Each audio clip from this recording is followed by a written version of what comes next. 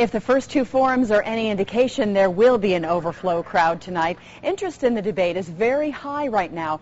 Dozens of people had to be turned away in Green Valley this morning. In fact, the fire chief cut off the crowd when the auditorium reached its capacity of 600.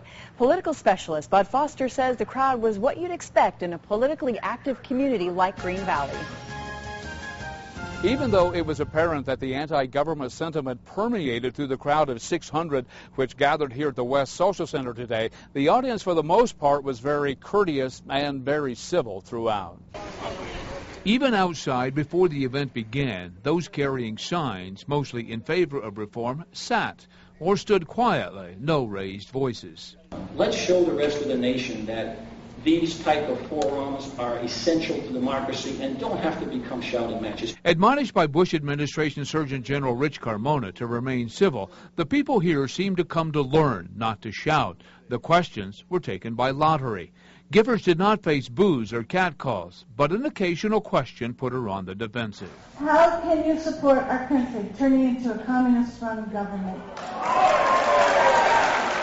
You know, I respectfully disagree with you. We're not turning into a communist-style country. Absolutely, we're not. Has anybody given any thought to taxing alcohol? But most questions were about government spending, health care, and in this crowd specifically, some of the inefficiencies of Medicare. I agree with you with fixing Medicare. I mean, the waste, fraud, and abuse that's associated with Medicare is continuing to go up. The audience remained attentive for the full 2 hours, respectfully applauding the things they agreed with, but never getting visibly upset about those they didn't. I was kind of proud of the fact that the people were under control and were able to express their opinions without any of the nonsense that goes on in some of the other meetings. Some came to show they are the face of reform. I have a birth defect, so I'm structurally compromised, but I'm healthy.